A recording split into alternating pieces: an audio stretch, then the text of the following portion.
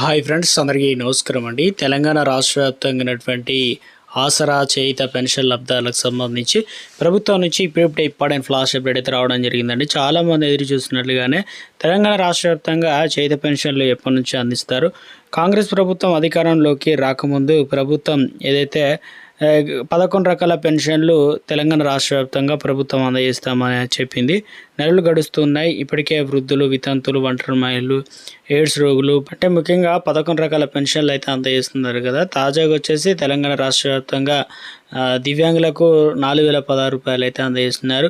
6016 రూపాయలు ఎప్పటి నుంచి ఇవ్వబోతున్నారు. అదేవిధంగా మిగతా 11 రకాల పెన్షన్లు ఏదైతే పొందుతున్నారో వారికి 4016 రూపాయలు అనేది ఎప్పుడు అందించబోతున్నారు. ఇందుకు సంబంధించి ఒక లేటెస్ట్ అప్డేట్ అయితే ఇవ్వడం అయితే జరిగిందండి.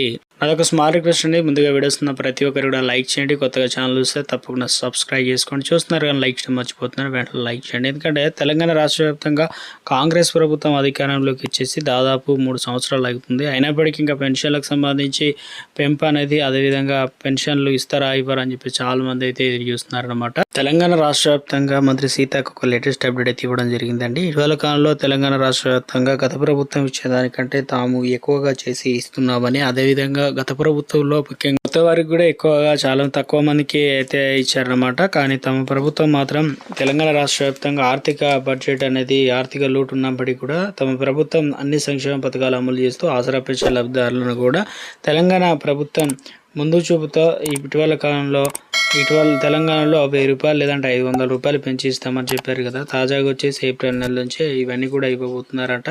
సో ఇందుకు సంబంధించి కానీ ఆసరా పెన్షన్ లబ్ధిదారులు అయితే అడుగుతున్నారు. ఎందుకంటే ప్రభుత్వం చెప్తూ ఉంది అసలు వస్తాయా రావా అని చెప్పేసి.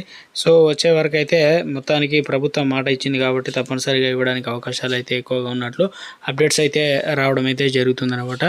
మొత్తం తెలంగాణ రాష్ట్ర వ్యాప్తంగా ఆసరా పెన్షన్ లబ్ధిదారులకు సంబంధించి చూసుకున్నట్లయితే ప్రతి నెల కూడా ప్రభుత్వం 1000 కోట్ల వరకు అయితే ఖర్చు చేస్తుంది. ఇప్పుడు కొత్తగా పెన్షన్లు అందజేసిన దాదాపుగా తెలంగాణ రాష్ట్ర వ్యాప్తంగా గత ప్రభుత్వ హయాంలోనూ ఇటీవల కాలంలో దరఖాస్తు చేసుకున్న సంఖ్య దాదాపు 4 లక్షలు అయితే ఉంది. ఇప్పుడు మరొకసారి దరఖాస్తులు అయితే చేసుకుంటున్నారు.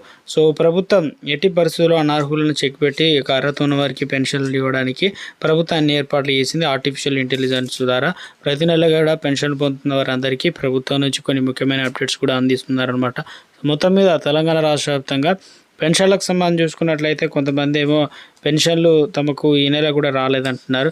కానీ వాస్తవానికి పెన్షన్లు అయితే అందిస్తున్నారన్నమాట.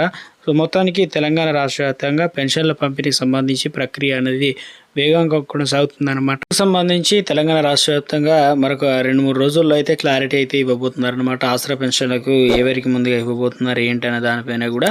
సో తెలంగాణ రాష్ట్ర వ్యాప్తంగా కొత్త పెన్షన్లు అనేది ఇవ్వబోతున్నారు కాబట్టి తెలంగాణ రాష్ట్ర వ్యాప్తంగా అదేవిధంగా పాత పెన్షన్లు కూడా పెంచి ఇవ్వడానికి ప్రభుత్వం అన్ని ఏర్పాట్లు చేసినట్లు అప్డేట్స్ అయితే అందుతున్నాయి అన్నమాట. ఇది ప్రస్తుతం ఉన్నటువంటి ఆసరా పెన్షన్ లబ్ధాలకు సంబంధించి కొన్ని ముఖ్యమైన తాజా సమాచారం అండి.